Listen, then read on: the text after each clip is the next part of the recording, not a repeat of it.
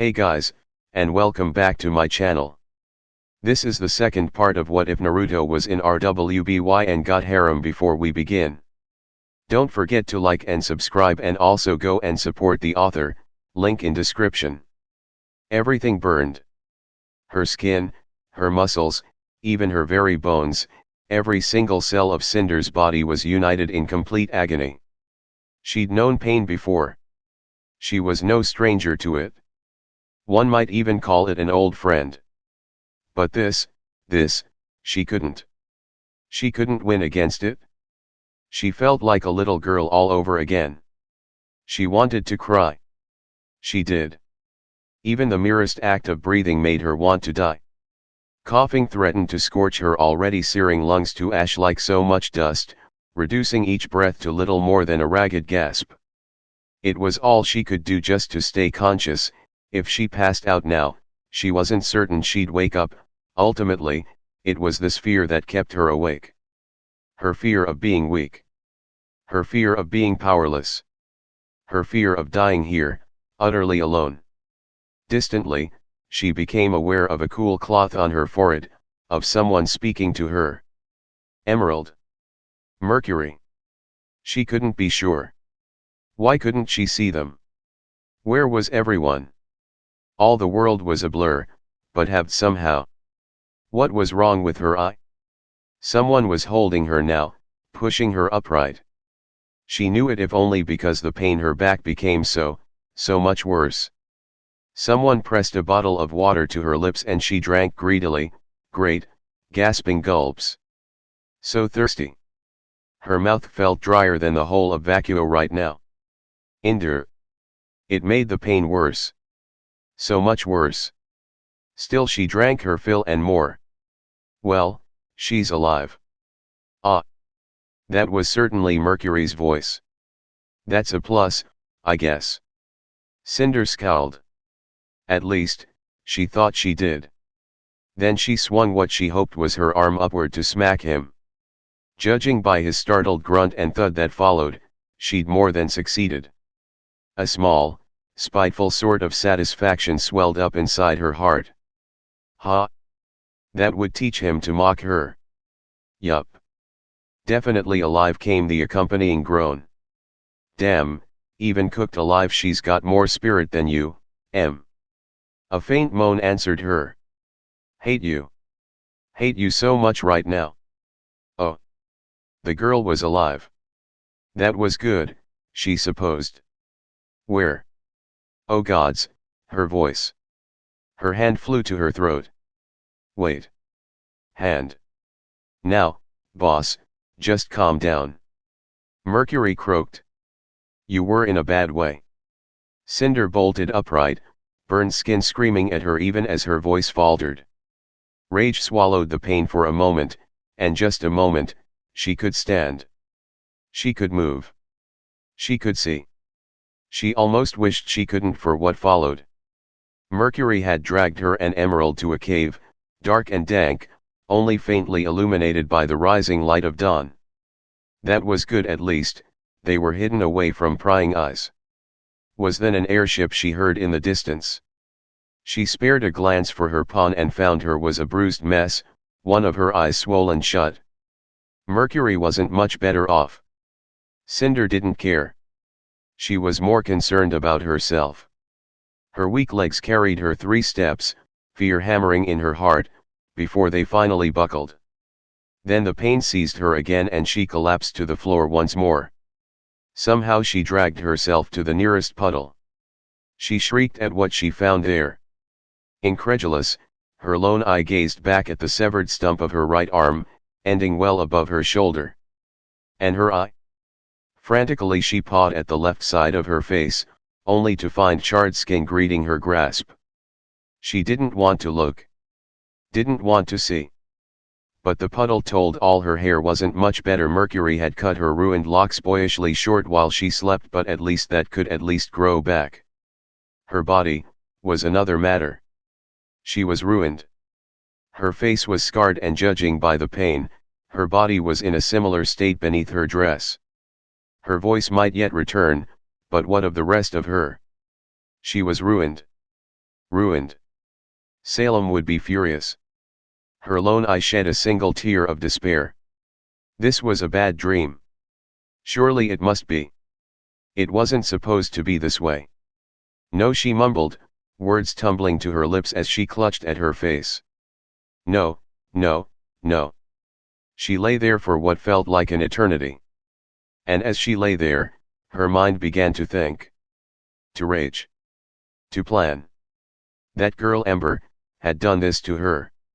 Unleashed all her fury upon her, all her rage, all her hate. Such was the might of the Fall Maiden.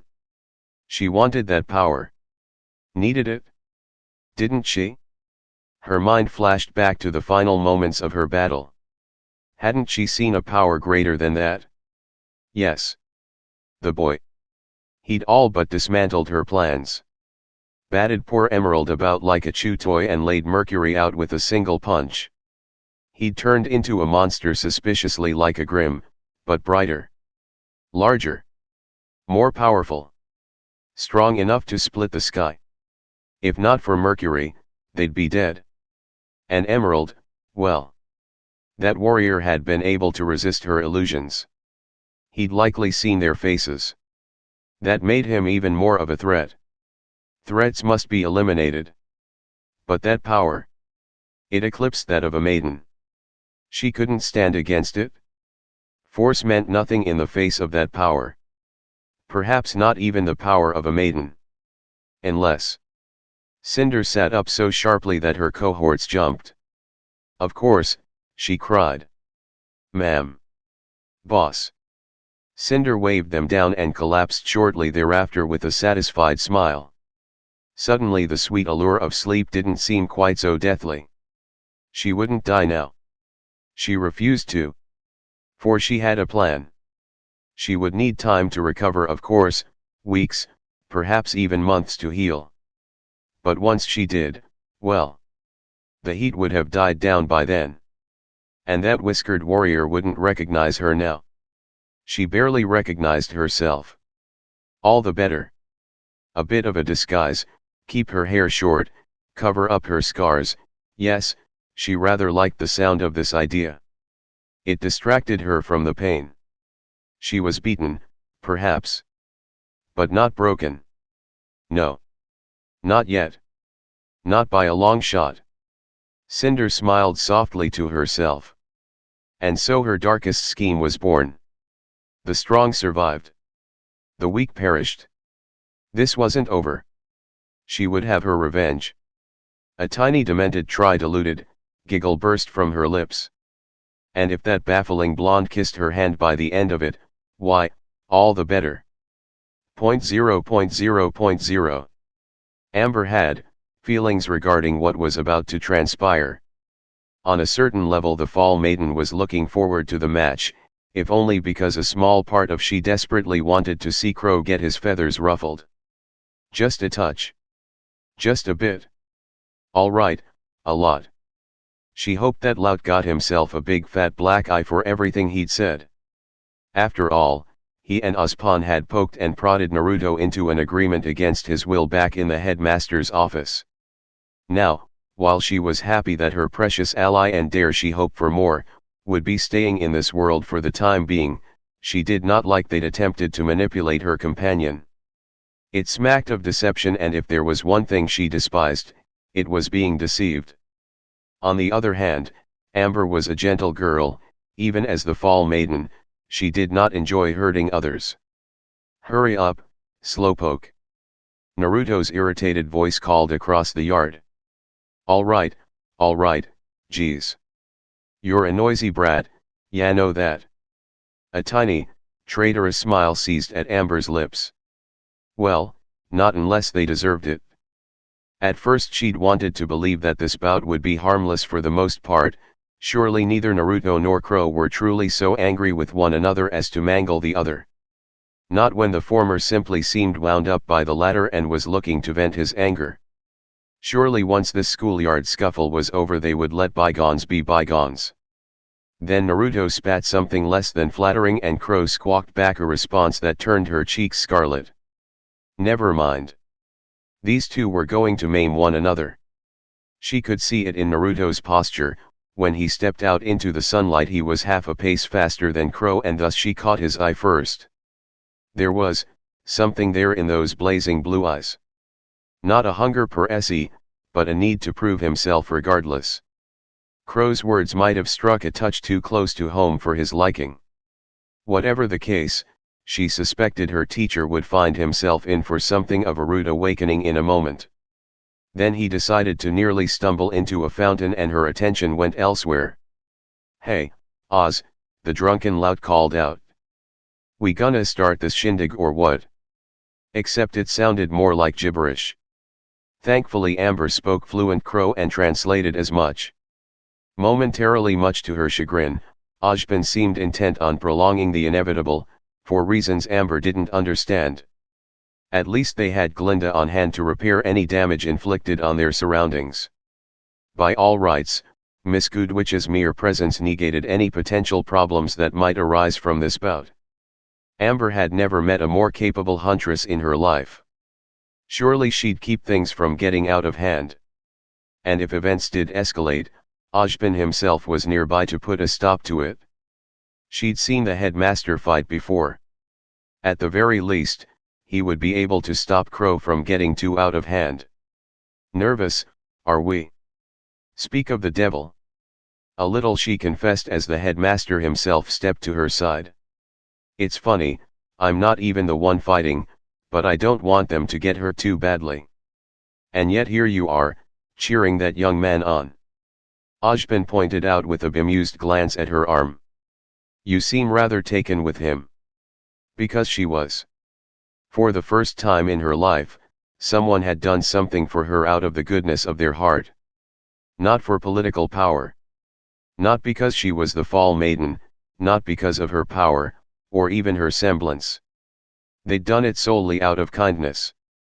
Naruto treated her like a normal girl, not some precious piece of porcelain to be locked away from the world. She wanted him to be her partner more than anything.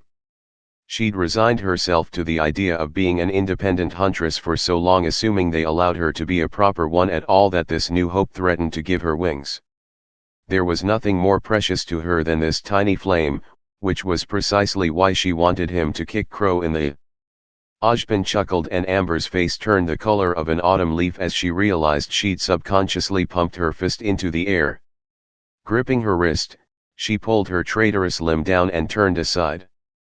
Ojban's gaze followed her like a proud papa hawk, not judging her, just silently amused by her reaction. Oddly enough, his laughter actually angered Amber, if only because it reminded her of his own machinations and the farce that she'd borne witness to.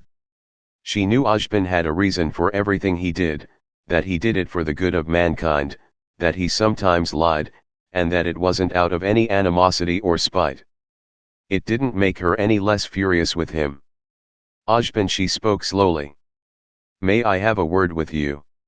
"Isn't that what we're doing now?" When he saw her expression, something hardened in his gaze. "Very well then. Gentlemen. A moment, if you would." Naruto snapped off a lazy wave and claimed a perch for himself. Crow muttered something less than pleasant that was soon drowned out behind another flask. Gods, where did he keep those things? Mildly relieved by the reprieve, Amber drew him aside and sure enough, Miss Goodwich followed thereafter. She led them away and around a corner, hoping the distance would be enough. "He saved me." She laid the truth out of for them both in simple terms. Ojban blinked at her, baffled by her odd statement. "Pardon? Naruto saved me?" Amber rounded on him, growled the words so slowly, so softly that she believed no one else could hear them. "You know that. I told you that. Countless times, while he slept." She didn't see Naruto's ears twitch in the distance. No, her attention, the smoldering cinders of her all-too-present fury, was firmly fixed on the man before her. He threw himself into a fight when he was already half dead without even asking my name. And how did you repay him? You tried to make him feel guilty for wanting to go back home. Home. After all he's been through. Ojban, how could you? His shoulders slumped in what she thought might have been contrition. I see, he sighed. I've made something of a mistake, haven't I? He did what he thought best. Glinda stepped in to defend him. Of course she did. She always took his side whenever they argued. I'm sure it wasn't his intention. No. Amber snapped her fingers flecked with the barest hint of flame. You don't get to talk about this, Glinda. You didn't even try to stop Crow. Those ice blue eyes narrowed. Watch your tone, young lady. The same way you watched yours, she shot back. Glinda. Enough. Miss Autumn is in the right. What? In the face of her damning accusation, Ojban surprised them both. His admission caused both Amber and Glinda alike to glance back at him. Still, the Fall Maiden bristled in disbelief. She hadn't expected him to actually accept his guilt wholeheartedly, much less lay a hand on her shoulder. I understand your frustrations, he continued, staring down into her blazing eyes with a resigned expression. Rest assured, that was not my intent. Not your intent. Amber ground her teeth, a rare spark lightning heating her gaze as her anger continued to press down on the lot of them. Then tell me, Ojban. What is your intent? She edged half a step forward, face set in stone. Because the two of you let Crow run roughshod all over Naruto until he finally pushed back. What purpose did that serve? What else are you keeping from me? Is there a reason I saw those Atlas ships in our airspace this morning? Did you summon Ironwood here, too? Why not winter while you're at it? Bring the whole bloody military down on our heads. She'd said it in spite. Sarcasm. The pair exchanged a reluctant glance. Amber recoiled in quiet horror. Ojban. You didn't. Glinda realized what was about to happen a second before it transpired. Amber. With that, the girl's semblance finally slipped its leash and crashed down on the lot of them like a wet blanket. It began as an unseen tingle down the base of the aspiring huntress's spine, one that wriggled out of her grasp even as she frantically fought to rein it in. Aghast, she tried to reel her emotions back on the line, fearing it was too late. Much to her disbelief, Amber found herself able to do so for the first time in her life. Terror seized her, accompanied by a strange, weightless euphoria. There wasn't any pain. Her semblance had always been a rogue one, flaring up whenever she was agitated or depressed. She'd never been able to control it reliably. Until now. Now, when she was seething with righteous anger, did she find herself in control? There was just one problem. She didn't want to master her semblance. She wanted to use it. Here. Now. Throw it right at them. She was well and truly furious now, and she didn't want to calm down. In a fit of pique, the young Fall Maiden raised her head and her eyes all but pulsed. Ojban flinched as several metric tons of gravity came crashing down on his shoulders, but otherwise remained relatively unharmed. He must have raised his aura as a precautionary measure, to which Amber found herself suddenly and immensely grateful he had. Oh gods! She'd lost herself. She could have hurt him. At least he was all right. The same could not be said of the ground. It splintered like brittle glass and shame colored her features even as she saw the destruction she'd created. Just like that her semblance slipped away from her again, leaving her reeling and feeling lethargic. Ugh, she'd forgotten about the headaches. I'm sorry, she groaned, rubbing her forehead. I didn't mean to. Quite all right. Ojban soothed. You had good reason to be angry with me. Please, try to understand. Glinda interjected before the situation could escalate further. You'd just been attacked by unknown forces. We thought the city was in danger.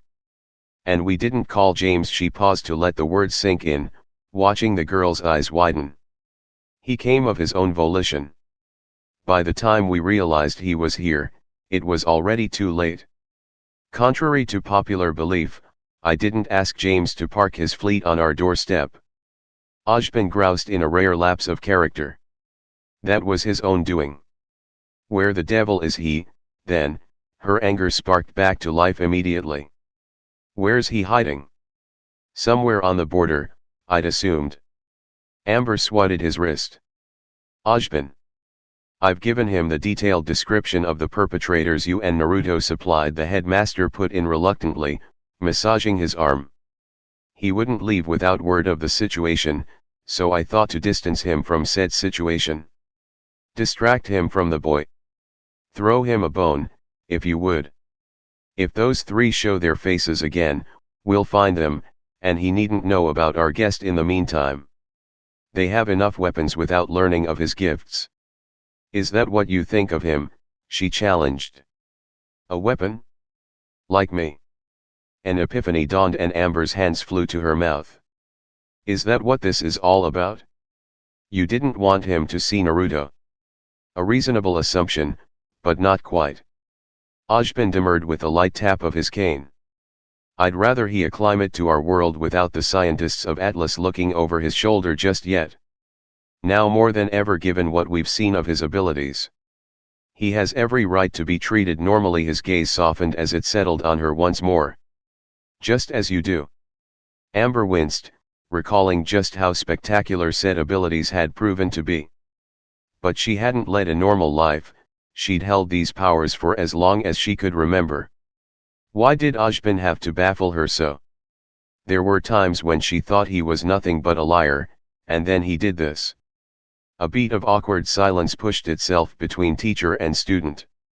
Finally, the former released the last of her anger and exhaled in an petulant huff. Ojban. I am going to ask you this once. With a supreme effort of will, Amber mastered the raging swirl of her own emotions and shook off her mentor's attempted deflection. When next she spoke, her tone reminded Oz of someone he would much rather forget.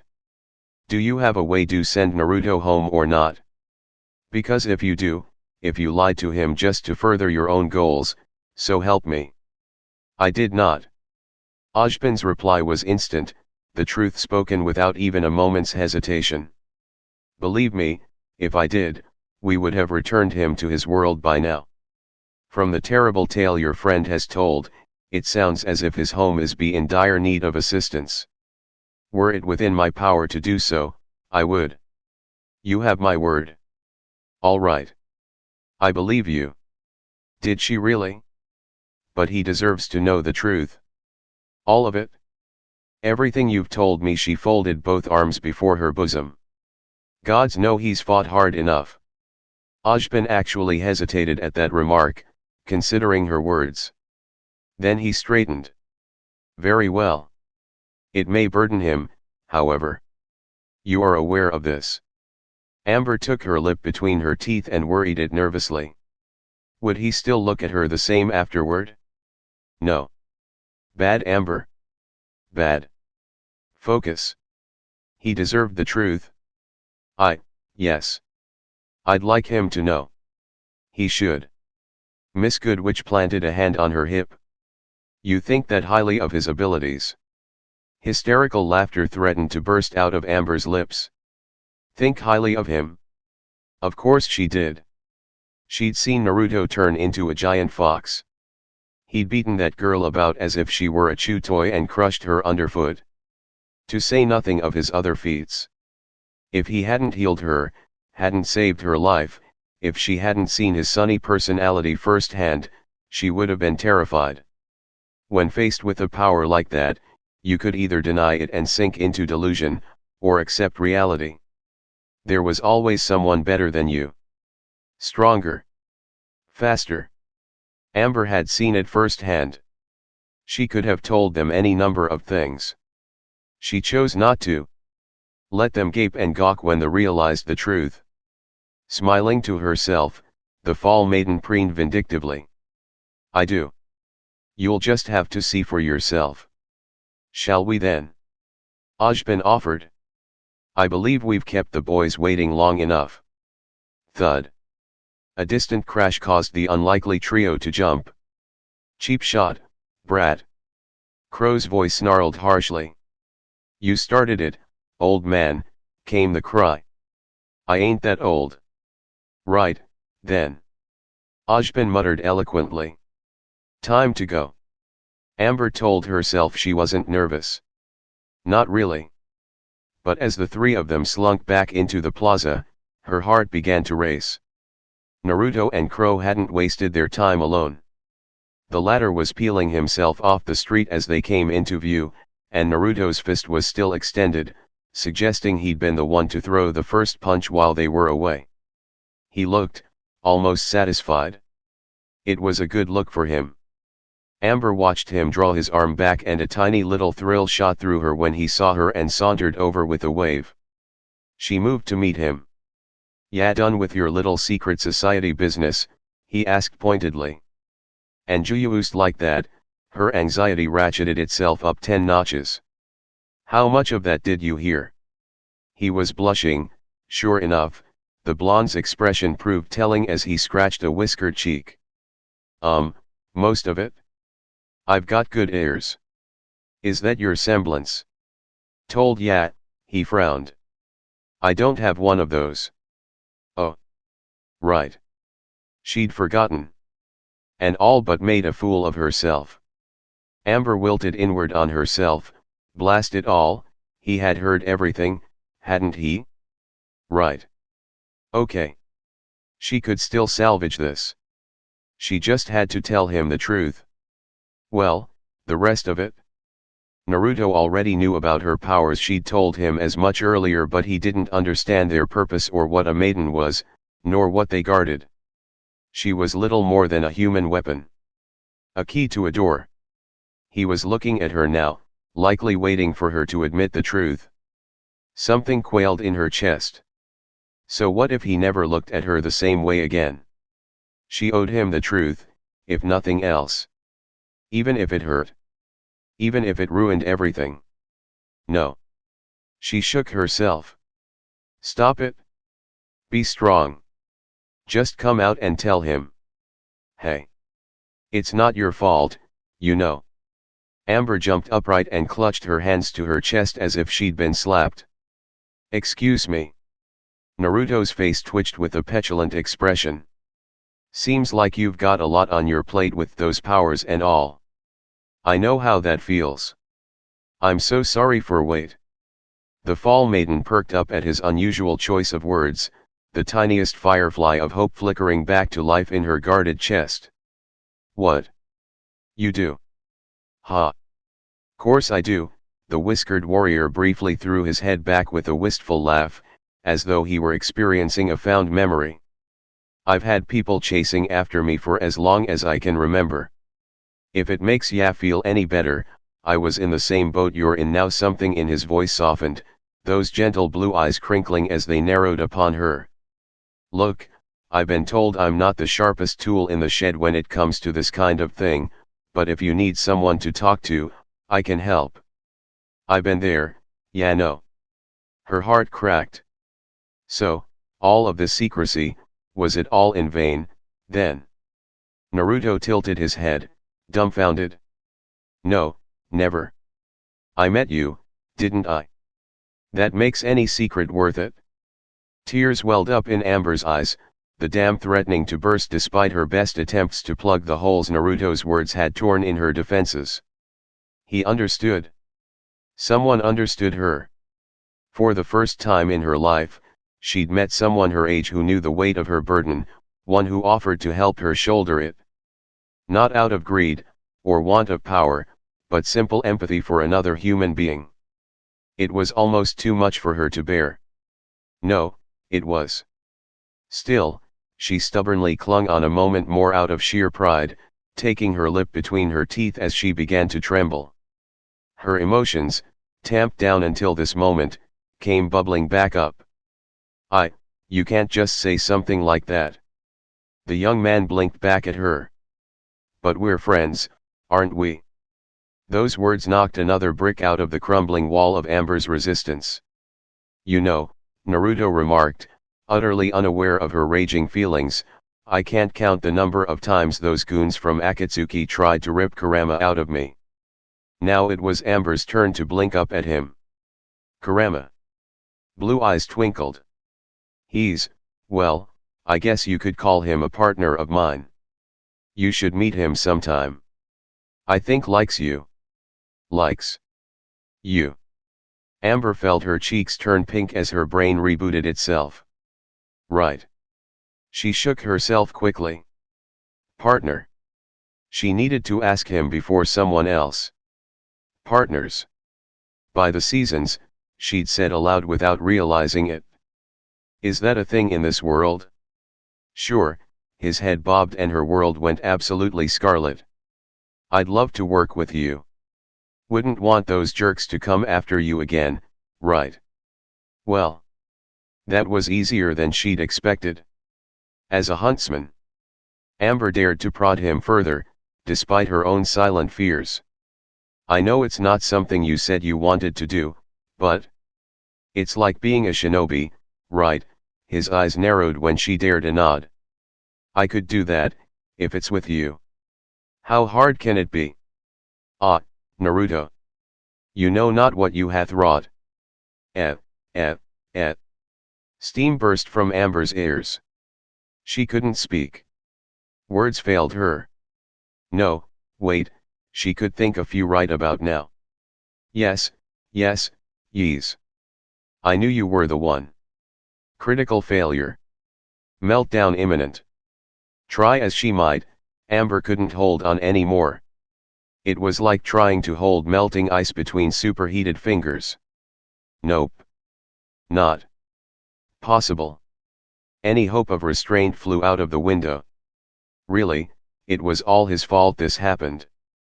Naruto could only squawk in surprise as the maiden blitzed him with a delighted cry, flinging both arms around his neck. If it were a simple hug, he could have mastered himself. But then head crushed against his collarbone, causing his arms to instinctively close around her waist for balance. Of course her legs took that cue to leap up, not giving a fig who saw. Momentum caught up to them a heartbeat later and drove the two of them into the ground and tore a great furrow in the street. A flying tackle from a tearful maiden riding an emotional high.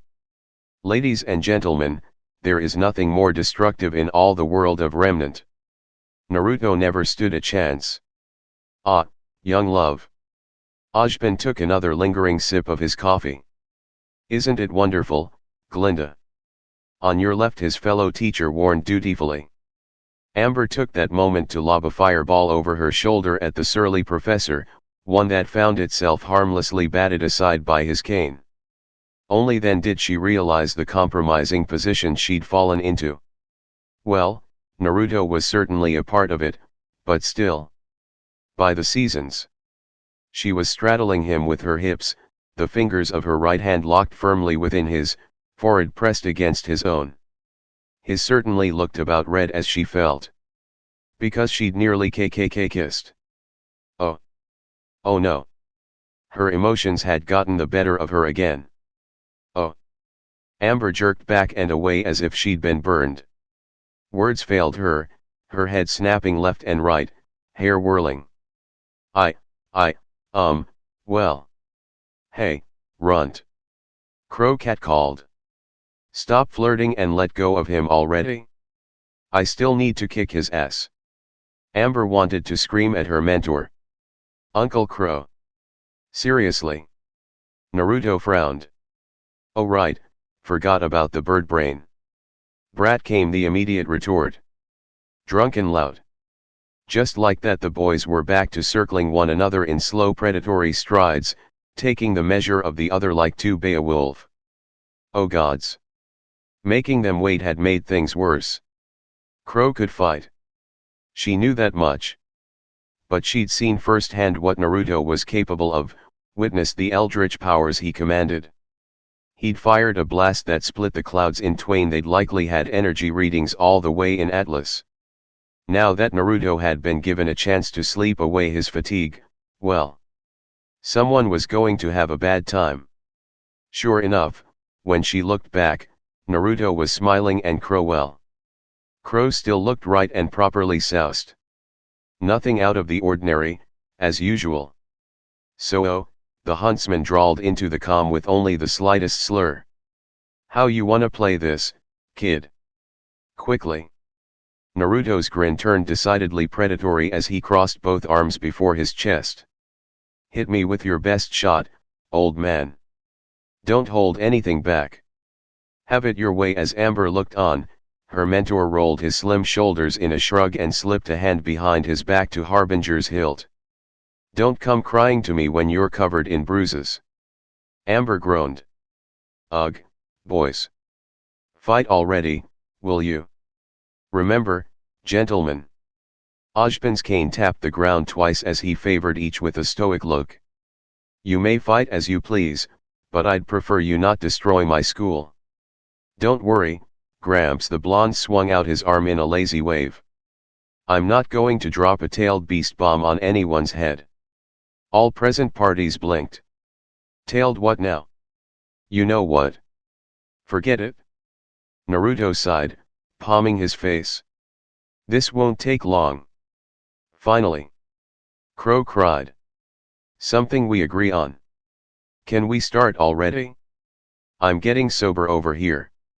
Glinda pinched the brow of her nose and exhaled in a long-suffering sigh, but nevertheless raised her wand as she stepped between the two of them to make ready. Naruto barely spared her a glance as he dropped low to the ground, taking on something of a runner's crouch. Crow staggered back and draped a lazy hand behind to his weapon. Amber couldn't help but wince. Harbinger was a vicious sword, even for a huntsman. Full of tricks and surprises. She'd fought against it enough times during training to know. Naruto had no such knowledge. Very well, then. A beat of silence followed. Now. Glinda's wand came crashing down. Begin.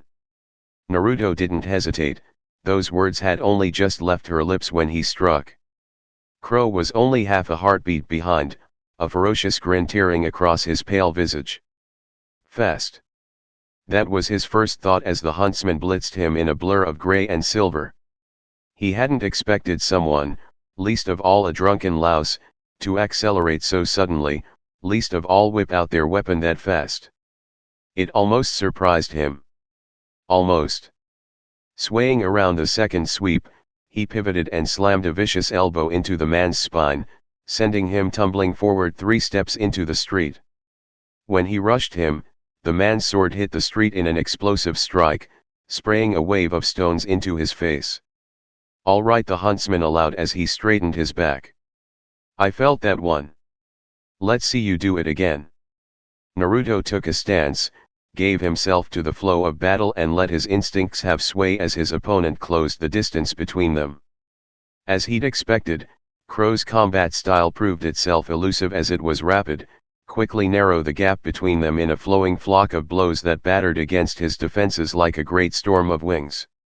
Ever seeking, constantly probing his defenses, rattling his guard for even the most minute of openings. Naruto found one first. Twin fists collided in a shuddering shockwave as their knuckles struck one another head-on, the sudden impact sending the leaves of fall flying away with a sudden wind that blew Amber's hair back from her face. At such close proximity, Glinda was forced to raise her guard against the subsequent gale. Ozen raised a brow in mild surprise, mildly amused by the display. That brow rose further still when Naruto kicked Harbinger free from his opponent's grasp, causing the two men to abandon their opening moves and grapple instead. The result of that contest proved apparent almost immediately. Within moments Naruto forced Crow backwards. Literally. First 1 step. Then 2. 3. Inch by determined inch the Jinchuriki frog marched his opponent backward, boots grinding against the pavement with each successive step. Crow's strained snarl was music to his ears, muscles jumping in his forehead as he fought and failed to push him back. Where was all that bravado now? Gone with the wind. Naruto wasn't ordinarily the sort to revel in combat, but there was just something so cathartic about this. Nor was the old bird going anywhere at that, his grip was ironclad. Naruto had half a mind to push the snarky bugger into the fountain. Cool his head off, among other things. Aren't we overdoing this a little? Kurama scoffed. You could have knocked him out by now. Naruto growled. Shut up and let me have this, verbal. Oh ho. Showing off for Ember are we? Naruto's face turned rosy. That's not. No, no, no. I understand, partner. Truly I do. Much to his dismay, the fox took his words and ran with them, snickering all the while. She's a young woman, one who just tackled and straddled you. You're at that age now, hormones and all, not to mention you're an impressionable young man easily swayed by the fairer sex. And she is quite fair. Can we not have this conversation now? I'm trying to fight here, for crying out loud. A boot slammed into his groin and both Fox and Shinobi snarled as one. Bastard, bring me his head. Well, well. Crow drawled with a smile as the blonde doubled over with a hiss. A hand seized the blonde's hair and dragged his head up. Looks like you can take a hit. Color me surprised. He wasn't prepared for the grin. Naruto exploded into motion, there was no other word for it. One moment Branwen thought the battle won, the next he found the kid suddenly sprouted a staff from nowhere. A staff that sent Crow spinning into the street with a dislocated shoulder and a bruised collarbone to boot. A boot stomped after his head and the stone shattered underfoot beneath its force when he rolled out of the way. Crow popped the limb back in and twisted to slam a kick against the blonde's side, only to find himself caught and flung away like the very leaves they had only just scattered moments before. Once again he caught himself, but remarkably, the blonde didn't pursue. Instead, he leveled that strange ringed staff at him. You realize, of course, that this means war. Not gonna use those copies of yours, came the taunting retort. Worked like a charm. Naruto twitched. No, I don't need a shadow clone to kick your ass. After a moment's consideration, he banished his weapon to boot. I don't even need this. Crow knelt to retrieve his blade. Fair enough. Game on. They collided with a roar and began raging back and forth across the plaza in a mad waltz of drunken proportions, their movements near invisible to the naked eye. Finally, when Crow swung high, Naruto went low. The faintest breeze brushed the back of his head as he tucked in once again and pivoted on his heel. It would have been so easy to smash a raisin into his stomach. He chose not to. Instead, the faintest golden shimmer coasted his fist as he struck back. Not at full strength, of course. He didn't want to pop the poor man's head off, no matter how much he might dislike him. Just a good punch to the face, he decided. Knock him out, end this quickly, and get back to business. Imagine his surprise then, when Crow took it right on his chin and twisted with the force of the blow to bring the blunt end of his blade crashing down on his head. His skull rang like a bell and snapped down. It didn't so much sting as it did startle him, there was not a hint of malice behind the blow. Right. That tore it, then. No more holding back. If the bastard wanted to fight dirty, he'd get dirty. All right. Point to you, is what I would say if you'd actually hurt me. His body burst into a plume of smoke and too late, Crow realized he'd been had. You say Aura can protect you from most attacks, a voice hissed in his ear. Good to know. Then you shouldn't feel this at all. Crow's eyes should have saved him, indeed, the faintest flicker of motion in his peripherals gave the huntsman more than ample warning. It wasn't enough. No. Not nearly enough. For all his skill, he simply lacked the speed to react in time. By the time he'd thought to turn, even as he began to move, he'd inadvertently sealed his fate. His opponent had already moved to his flank, snapped into existence behind him. Body held low to the ground, boots dug in, fingers clenched in an unfamiliar shape. Then those very fingers shot up at a vicious angle with sound and aplomb to strike his. Herc. Naruto's voice cried out in vicious vengeance as Crow shot into the air like a rocket. 1,000 years of death. The women present turned 7 shades of scarlet as the poor huntsman sailed into the air. Ojban merely raised his mug to his lips and drank in quiet appreciation. As for Crow, he felt every bit of it. He, was not amused. Physically the man was still mostly intact. Mostly. Alas, the same could not be said of Crow's shattered pride as he crashed into the ground, writhing paroxysms of agony as he clutched his rear end. He thought he'd known pain. It was something of an old friend, one he'd learned to ignore when necessary. He'd been in his share of scrapes before, faced down hordes of Grimm, fought his drunken sister, found himself on the receiving end of one summer rose's wrath when she once ran out of coffee. The agony he was currently experiencing obliterated any of those. This was hell. The laughter of a certain blonde only served to further exacerbated his torment.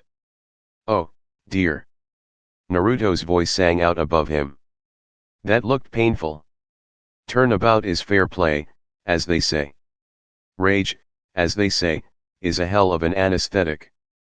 It had Crow right back on his feet, red as a rose and thrice as furious. "You little brat." Harbinger snapped upright in his grasp, gears grinding furiously. "When I get through with you you're gonna be." Why did he smell smoke? A grin greeted him. And bang goes the birdie. Too late, Crow beheld the strange note stuck to the edge of his cape, heard its telltale crackle in all its smoldering glory. Red eyes bulged. He'd been duped. Again. Clever little shit. Naruto laughed. Crow roared. "You." Bang. When the low-powered flash went off, his aura took the brunt of it and prevented any real injury on his part. It did not, however, save Crow's vision. Coughing and hacking against the smoke as much as the sudden flash bang, the old bird stumbled free from the black cloud, angrier than he'd ever been. He'd get his sight back soon enough, but gods, that shit burned. It didn't burn as badly as the flying raisin that collided with his backside. To its credit, his aura held out. But only just. Now there was pain, because not only did the spiraling sphere smash Crow face first against the asphalt, it just kept going. Spirits, he wasn't even sure when it stopped. By the time it did, his back was all but shrieking at him, and his aura levels left nearly depleted by pain. A lesser huntsman with a weaker constitution might have thrown in the towel. Not Crow.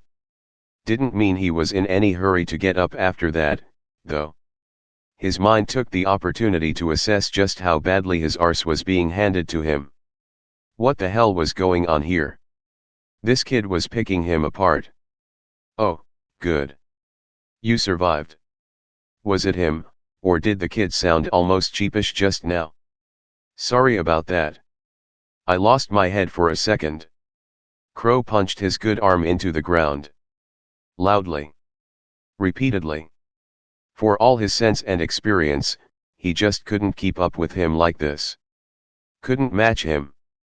The brat was faster. Stronger. Not all that brilliant in the realm of strategy when compared to an elite hunter such as himself, but he didn't have to be. His strength and speed more than made up for any lack of tact to win him the day. And the kid was winning, make no mistake. He hadn't been beaten this badly since Summer was pregnant.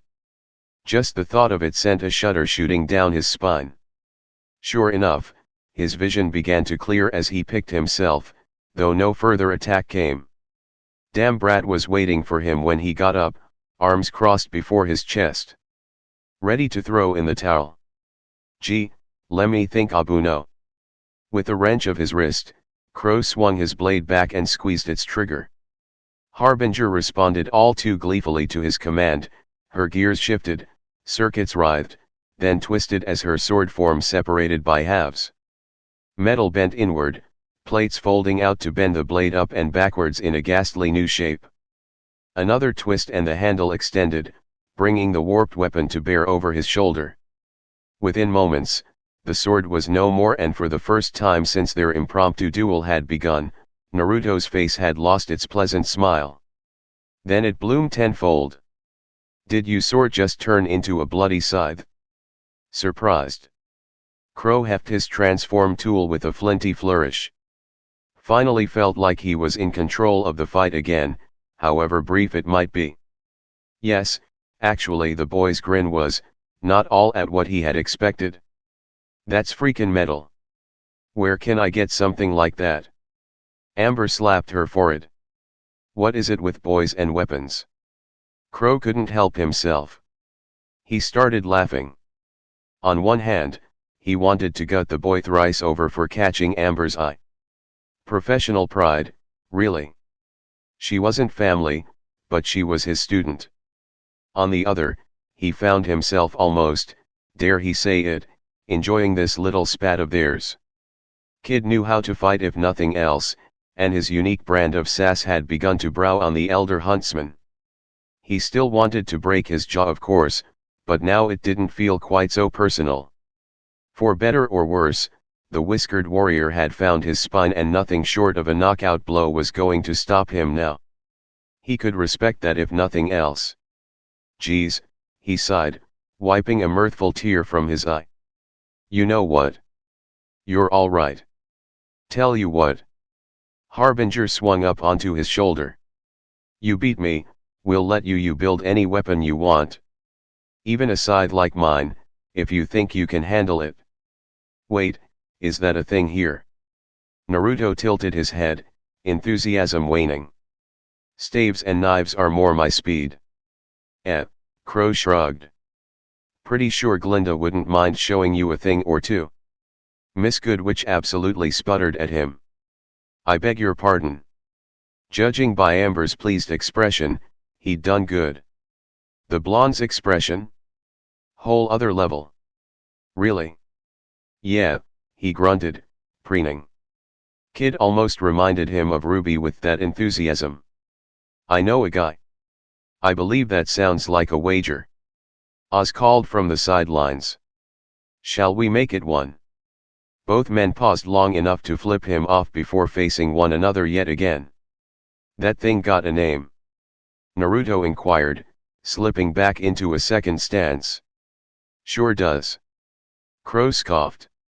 Her name's Harbinger. By the way. Duck.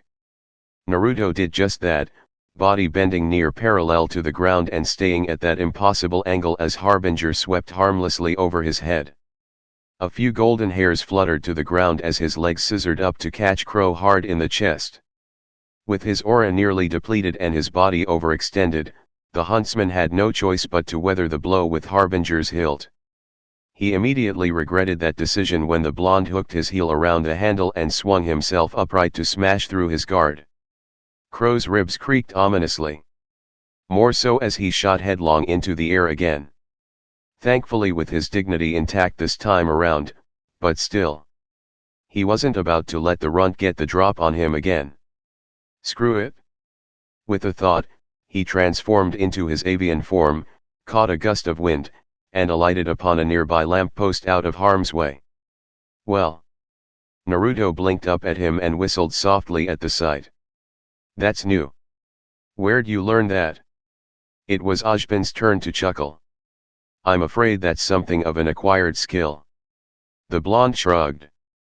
All right, then. You coming down or what? Nah. Crow reverted with a smirk.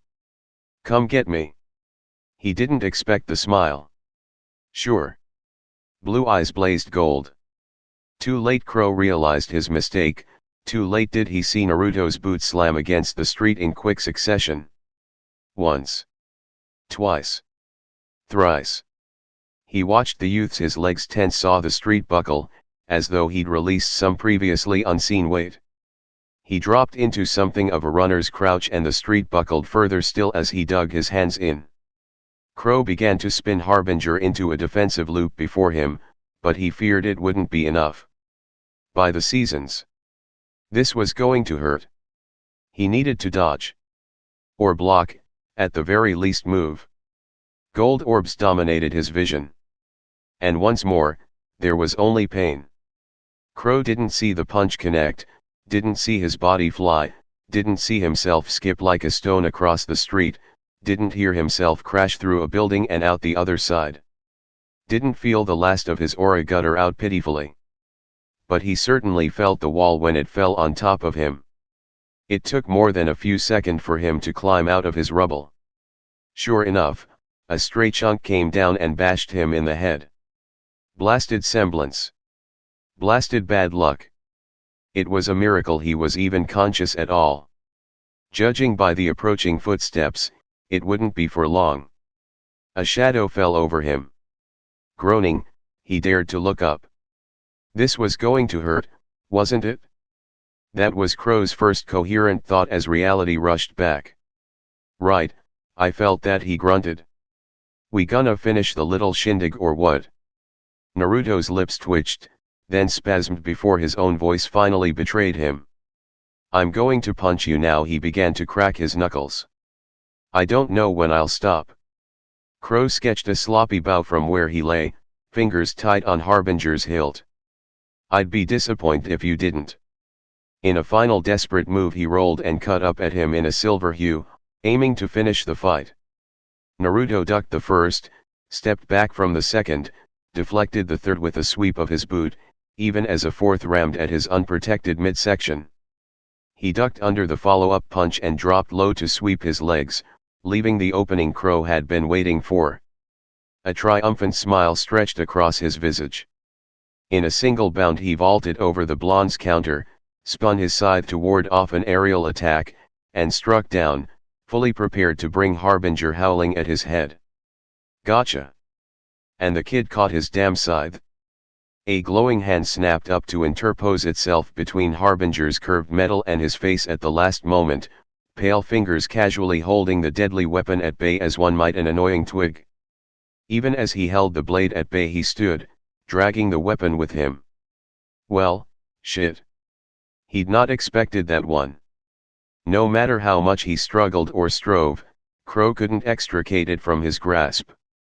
He redoubled his efforts, to which Naruto hung his head and blew out an angry breath, a lone sigh misting out into the cold air in a scorching plume of hot steam. Calm down. Something about those words instantly set the huntsman on edge. Who are ya talking to? Me. No, the reply was instant, the words carrying a harsh undercurrent to them that hadn't been there before. Not you, Kurama. Naruto's head rose and in place of those mild golden eyes, sinister scarlet slits silenced Crow's smile. There was something wrong with those eerie orbs. As though some great beast were looking back at him from within the gaze of a man. He had no way of knowing just how right he was. The abyss stared at him and Crow gazed back. A grievous grin greeted him, grim and gray. Crow's tugging intensified, but Harbinger still wouldn't so much as budge. He was about to let go of it, fight on with his fists, when a hand seized him by the scruff of his neck and hauled him forward. My turn. Crow gulped. Well, shit. That grin turned oddly sunny. Indeed. Without so much as a warning, Naruto yanked him in and delivered a vicious headbutt. Crow's world exploded into 1,000 stars. Gah! What kind of skull was this? It felt like he'd hit a bullhead. In the end, he never did get an answer to that unspoken question. Why, you ask? Because he wasn't awake to ask it? Naruto's fist snapped forward like a piston. And Crow flew. The blonde realized his mistake instantly. In his determination to end things, he'd inadvertently sent the man sailing toward Glinda. Hey, watch it. Miss Goodwitch merely rolled her eyes and swiped left with her wand, sending the old bird crashing into and soon through the fountain opposite her with a mighty splash. Said fountain promptly crumbled atop Crow's prone form. He did not rise again. Naruto palmed his face with a groan.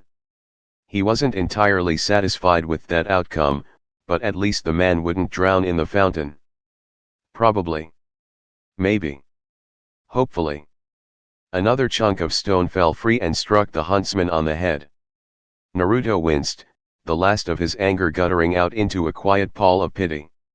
Oh, that looked painful. Amber winced. Oz whistled softly. Impressive, most impressive. That was quite the rebuttal. His head turned toward the ruined fountain. Do you have anything to add, Crow? Hirngle came the verbose reply as the battered man raised a bruised fist and accepted his defeat. He did not get up. Quite. Ojban made of a show of adjusting his glasses. Now that we've concluded that bit of business, here. A small card sailed toward Naruto. To his credit, the blonde caught it easily. What's this? Lean. Oz explained. A form of currency for this world. Think of it as a reward. The blonde blinked in mild consternation. I didn't bet anything. Glinda's sour expression proved most telling. No, but I did. That was all the excuse Amber needed to saunter over to them, though there was a smug satisfaction in her eye that somewhat set him on edge, and not in a bad way. Her stride was quick and determined, her bright gaze holding his like a laser.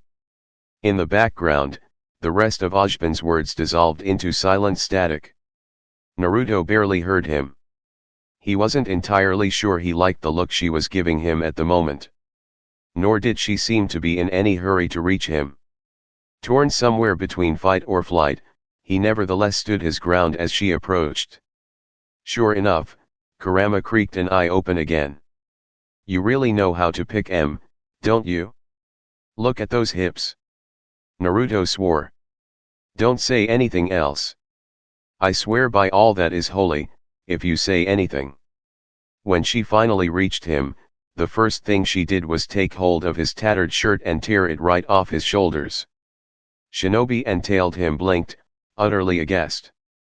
How quickly the turns tabled. Our body isn't ready. Kurama wailed. Our body. Naruto nearly squawked. Good job, the Fall Maiden said, heedless of their confusion. You really cleaned his clock. Ruined your shirt, though. See. Was odd. Naruto answered eloquently. Only then did he dare to glance at the ruined scrap of fabric in her grasp. Calling it a scrap would be generous at this point. It was little more than a rag by now. One filled with holes. Thankfully his pants had at least held out better than his shirt. But did she have to tear it off? Did she even realize her actions? Amber must have, because her dark face began to burn immediately thereafter. It started as a slow flush building at the base of her neck and spread like wildfire, consuming her entire face in an instant. He was fairly certain his own face stood a similar shade of scarlet.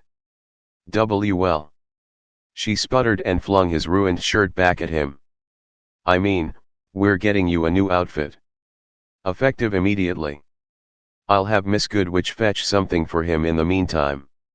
Ojban put in gingerly. Perhaps a spare uniform. Uniform. Nobody said anything about that. Naruto's face turned ashen, but he bit his tongue.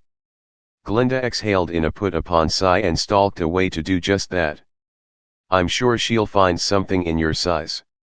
Naruto tried to put on a smile and to quail at Amber's earlier words. Shopping for clothes was, in a word, hell. Didn't matter if you were doing it for yourself or someone else. Why, just the thought of it made him shake like a leaf. His feet twitched treacherously beneath him, wanting to bolt. No. Bad legs. Stay put. But they couldn't, and he found himself starting to pace in place. He loathed shopping. Sakura had tried it once. Still, the thought of doing it with Amber didn't seem so bad by comparison as she continued to fret and fuss over him. From what he'd seen of her so far, she wasn't like to force an outfit on him that he disliked or drag him on for endless hours cooing about shoes. Even if she kept stealing glances at his chest. That spurred an odd feeling in him, one he couldn't quite pin down. Amber was nice, he supposed. He felt comfortable in her presence. Kurama's laughter made it worse. Bastard knew something he didn't, but what? Then a gigantic, hulking, metal bird swooped into the yard and he forgot all thoughts of shopping. The hell is that thing? Naruto couldn't think of any other word for that abomination, but he certainly knew how to react. By yelling. Loudly. Profusely.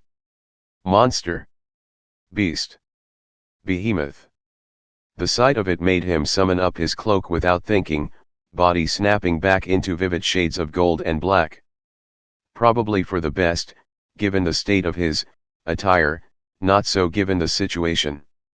I take it you've never seen a bullhead before? Amber put in coyly. How and in what way does that resemble a bull? Kurama roared inside his head. Libel. Slander. Lies and falsehoods. Ojban. Amber growled the word through a tight smile that looked entirely too sweet to be real. I thought you said Ironwood wasn't here. The headmaster face-palmed. He wasn't. Blast it all, this was precisely the sort of scenario that he'd hoped to avoid. Too late, he realized Naruto was still glowing like, well, a beacon for lack of a better word. I don't suppose you can turn back time. He received a firm shake of the head for his efforts. No. Of course not. Thankfully Glinda chose that moment to return with fresh clothes, and not a second too soon at that. Ojban all but blurred as he snatched them from her. Not a heartbeat later they landed in Naruto's waiting arms. To his credit, the boy was already moving them before he spoke again. Say what you would, but the boy was a blur. Amber only squeaked once as his trousers flew over her head. Thankfully Miss Goodwitch was quick to flick it away, right at Crow's face. Poor man. He still hadn't gotten out of the fountain. Naruto must have really knocked him for a loop. Quickly, now he instructed as Naruto struggled valiantly with the jacket. Stop glowing and put these on. We can't afford to draw any more attention to you. Unless you'd rather be taken away. Glinda put in teasingly. I hear Atlas is lovely this time of year. Amber swatted her elbow as Naruto's head popped out of the shirt with a groan. Seriously. In the end, luck was with them, for the young man finished just in time. As Naruto looked on in quiet trepidation, a smartly dressed man with dark hair and keen eyes descended the ramp, flanked by a pair of what he assumed to be soldiers. He felt tense. Even with his cloak still active and his superior sensing abilities, he couldn't quite get a read on the man. The woman behind him was a different matter. Only a half step behind him came a young lady officer, with bright, piercing eyes and drawn hair the color of snow. For all that, she was young. Near his own age. Yet she felt rigid, her emotions bubbling beneath a thin veneer of frosty formality. Naruto wasn't sure if that was a good thing. Still, with hair like that, she probably had a name to match. He wasn't far off the mark. That will be all, Winter. At ease. A sharp if somewhat uncertain salute greeted him. Yes, sir. Then the well-dressed man turned a glance their way. Is that him? Naruto flicked a tortured look toward Ojban, and surprisingly, the headmaster stepped in to intercept Ironwood with a firm embrace. James. You're early. What can I say? The newcomer smiled as they parted. I wanted to see our new friend for myself, and I wasn't disappointed. Ojban's smile turned a touch brittle. I see. I wasn't aware you were watching, old friend. Amber went terribly still. See for himself? Wasn't disappointed? That implied he had been watching them. With everyone so focused on the raging bout below, they'd failed to notice the bullhead circling higher above. With Atlas technology, it wasn't far-fetched to guess what Ironwood had seen or how he'd seen it. Naruto and Crow hadn't exactly been subtle towards the end there. Her mouth twitched. No.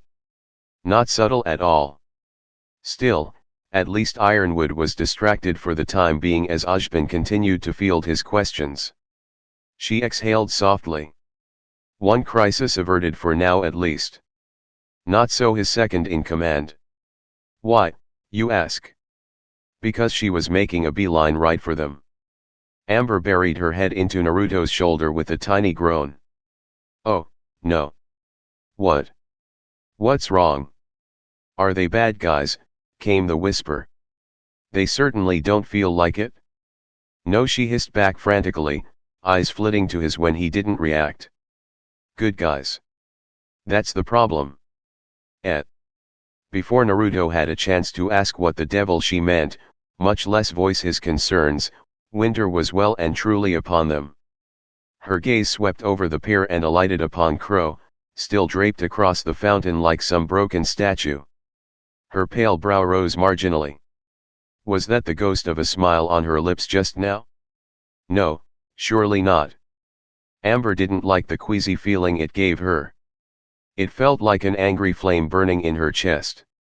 Even more so when those icy orbs settled upon Naruto.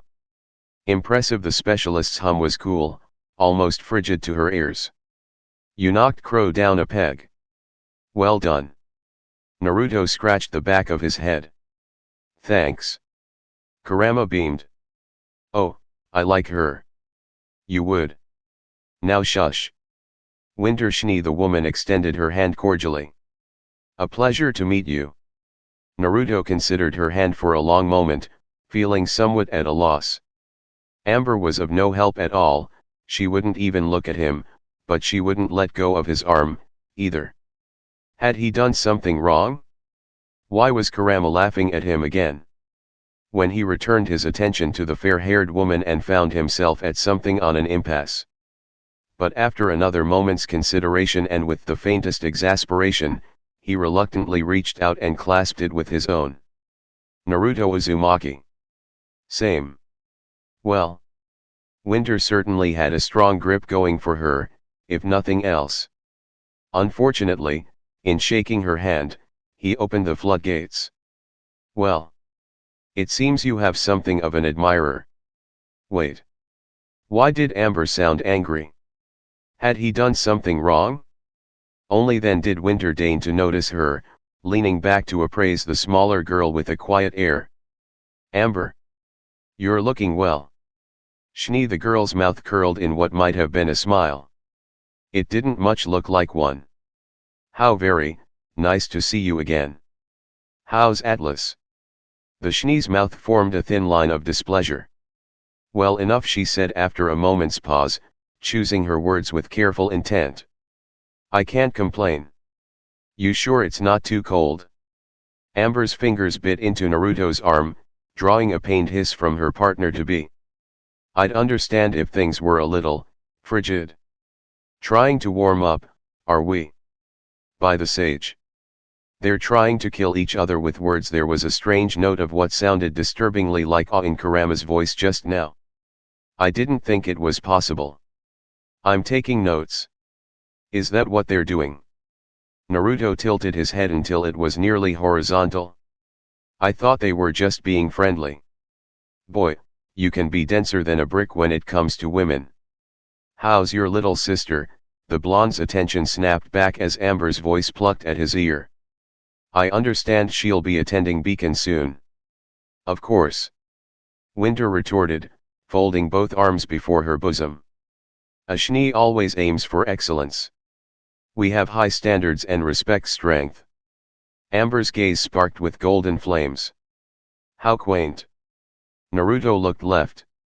Naruto looked right. Naruto looked left yet again. Right, so I'm just going to step back a bit here. Naruto realized he was missing something and wisely decided to butt out. He didn't much understand women these days, but he knew a spat when he saw one. All the while the barbed insults subtly continued to escalate in the background. He nearly got away. Almost. So close, yet so far. Winter's hand locked around his wrist. Herc. Now to be fair, Amber knew Winter, though only through loose association.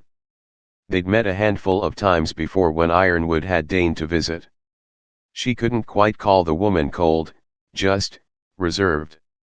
Her temper could burn quite hot when roused, but only a scarce few knew that. Winter was vicious in a fight when pressed, but she didn't really go out of her way to express interest in people. People who weren't Ironwood, at least.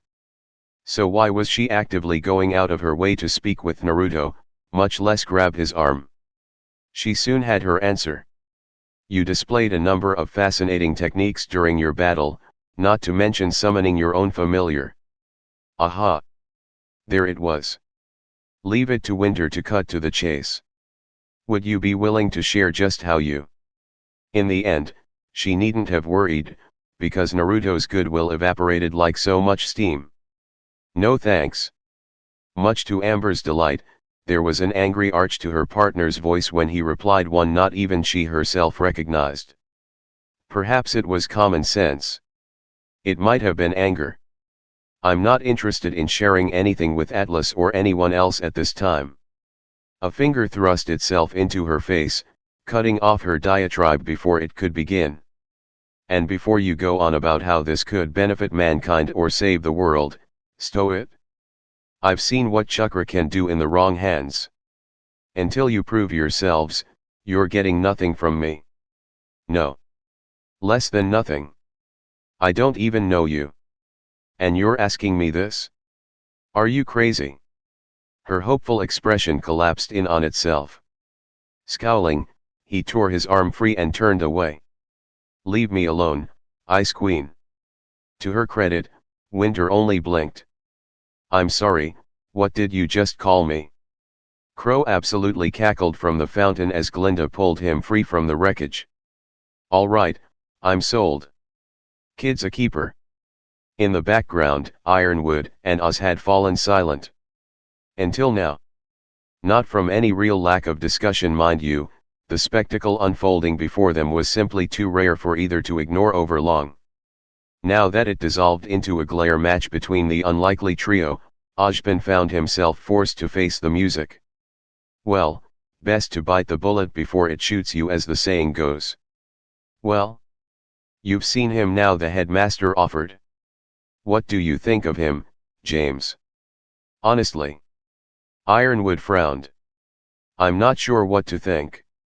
He's erratic to say the least. You're certain he's the one? There can be no doubt in my mind. Ozpin answered. Without him, we would have lost the Fall Maiden. He may be our single best chance at winning this war. That may well be, but, wait. Where did he run off to? When the headmaster dared to look back, the blonde was conspicuously absent.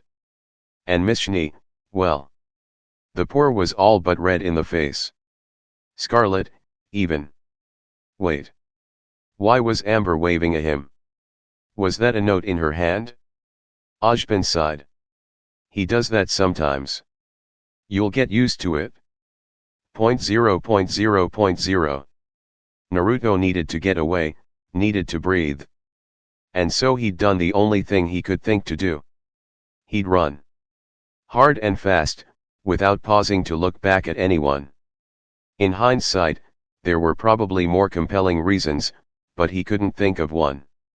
He hadn't meant to just up and bolt, to leave Amber and the others behind with a hastily scrawled note, but he hadn't been able to stop himself. Just as he hadn't intended to bolt in the direction of the city as he had. He'd simply picked a point and darted off before anyone could rope him into another argument. And there would be an argument when he returned. Of that much he was certain. He'd stirred the pot too much with that Schnee girl to escape without a tongue lashing. Kurama's opinion of Winter, however, had changed. How dare she call me a familiar? To think I almost fancied her. Well, Naruto put in as he vaulted over roadblock, maybe she meant it as a term of endearment. Apologize, the old fox snarled back at him. What, he jolted. What did I say? Apologize. All right, the blonde threw his hands out at his sides and caught a lamppost, swinging himself atop it to draw an odd look from passerby. Grumpy much? Now as he came to a halt and gazed out at the town below, he realized he might have made a mistake. Running had seemed like a good idea at the time, he'd intended to return of course, but not anytime soon. Sure enough, Beacon Academy loomed as a faint silhouette in the distance when he stole a glance over his shoulder. Well, at least he wouldn't get lost. He should probably get down before he drew a crowd. Clambering down proved easy enough. Getting his bearings.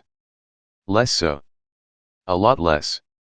Now that the panic and anger had inevitably faded, Naruto found himself at a crossroads. Quite literally. His little stunt had created something of a scene. Much to his chagrin, he had drawn a crowd. Among them a young girl wearing dark clothes and red hood gaped at him from across the street, bright eyes wide.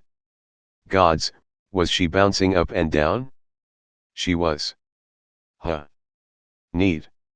Had that been the end of it, he might have yet slipped away into the crowd unnoticed. But there was another girl beside her, one with violet eyes and striking golden hair brighter than the sun. Her sister? As he looked on, she tugged at an older man's sleeve, their father, and leveled a finger of her own at him, mouth moving in some unheard question.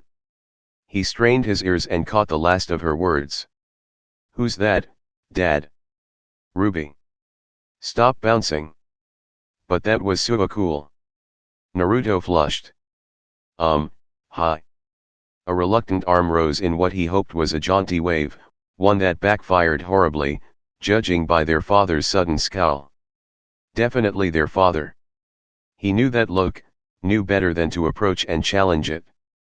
In short order the older man led the two girls away by the hand. The blonde looked back at him. He almost wanted to say something, but a snap from Kurama stopped him at the last moment. "Don't just stand there in the middle of the street. They're just kids. Walk." For want of anything better to do, Naruto did just that. Listless legs carried him in the opposite direction. And his mind began to move. Where had he gone wrong? He just wanted to make people happy. In his heart of hearts, he simply couldn't say no to a good cause. That meant protecting Amber. Not that she needed it. Still, the way she'd looked at him gave him pause. If that meant this huntsman business everyone seemed to be on about, well. He wasn't averse to helping, but he wasn't keen on fighting another war either. For now. That was the right thing to do. Right? Never mind the fact that Oz and Crow had tried to manipulate his feelings, he was well past such petty anger. But what do you want? Leave it to Kurama to ask the tough questions. He turned his gaze toward the ruined moon only just now beginning to rear its head over the horizon. It served as a painful reminder of what he'd lost. This wasn't his world. No matter how much he might wish it were so, he couldn't simply tear open a hole and jump back through. That way was lost to him. Yet still, his heart cried out for his world. "I want to go home." Kurama honored him with silence. Then. "That's probably not going to happen anytime soon." I know the words tasted like ash on his tongue as he rounded a corner. Like defeat. Speaking them was tantamount to giving up. Naruto never gave up. Ever. But here? Now. He just wanted to bury his head in a bowl of ramen and forget today ever happened. This world had ramen, right? It would be blasphemy if it didn't. Once more, he let his legs lead him. He still wasn't looking, still wandering the streets, when he slammed headlong into the poor girl. There was no evil intent to warn him, no implicit sense of violence to prepare his muscles in time. He simply slammed right into her. She didn't make a sound, even when she toppled backward. Not a grunt. Not a cry. Not even a yelp. It was only his instincts that saved him from disaster, and even then barely caught her, such was his surprise. "Geez, I'm sorry about that, et. What was it with the women in this world and their odd penchant for clothes? This one wore a strange white tail jacket with a pink interior button and one wide broad tail, brown pants, black gloves, and black and white boots. Said boots revealed themselves to be very high heels as the girl did a little pirouette and stepped back. Beneath her jacket he glimpsed what might have been a brown corset, curved in the middle and at the bottom, exposing her hips. Well. Her fashion style was certainly unique, if nothing else. She also wears a multitude of necklaces, which hang haphazardly around her neck. Well, color me intrigued. Kurama hummed. She wasn't there a minute ago. Now who's being paranoid? Naruto turned back to her, blinking. Never mind the multitude of necklaces hanging haphazardly around her neck or the fact that the girl was incredibly short. Even with her heels she barely came up to his chest, but her hair and mismatching eyes, in spite of everything else, baffled him the most. Pink, brown, white. Unbidden, he thought of a certain ice cream he'd once had for dessert. In a word, Neapolitan. Huh. It kinda suited her. Right. Apologies. Best to get on that. You alright? He offered tentatively. Look, I really am sorry. Didn't mean to bowl you over like that, and you're not talking. The girl tilted her head as Reclaimed found her footing and mimed a gesture to her throat. Naruto groaned. You, don't talk, do you? An emphatic shake of said head answered his question. So what do I call you? A small dry erase sign snapped up in response, business end, facing toward the girl. Much to Naruto's surprise and mild amusement, the girl quickly scribbled on it and turned it around to reveal its contents to him. Wasn't that hard to read either, given that only 3 letters awaited him there. He squinted at it. Ania. Her head bobbed. Huh. Bit of an odd name, hey. An umbrella sailed out of nowhere to smack his nose. Maybe it was her hair, maybe it was his hunger talking, maybe he was just being a foolish young man looking for a distraction, but... Hey, you wanna get a bowl ice cream, or something? When she didn't answer, Naruto buelled on with a smile. My treat. The girl Neo, he reminded himself, raised a question finger and pointed at herself. Of course I mean you. Naruto nearly laughed. Who else? Neo made a show of looking left and right. Alright, alright. Know any place good? Neo's mismatching gaze had all but lit up like fireworks at the mention of the confectionery dish. Now. She didn't even need her sign to convey her enthusiasm this time, her eyes were shining. Brighter than stars. Quick as a flash her wrist seized his before he could even think to stop her. He could have broken free any number of ways, shirt order he found himself hauled off at breakneck speed. This wasn't a trap, he told himself. How could someone so small possibly be dangerous? Ojpin had given him some lien. Or whatever amounted to currency here. Surely there was no harm in using it, right? And he was hungry. Ramen would be nice, but ice cream was a close second. Surely there wasn't any harm in this random act of kindness. Surely it wouldn't come back to bite him later. So he decided to be indulgent, to allow this skipping girl to lead him where she would. Naruto had no way of knowing the series of events he'd just set into motion. It would prove to be quite the eventful afternoon indeed. No, more than that. A new life awaited him here. Why hadn't he seen that? Or realized it? He was holding himself back, here. Him. Naruto. No one else. He had but to grasp it. Just like her hand. And so he did. Happily.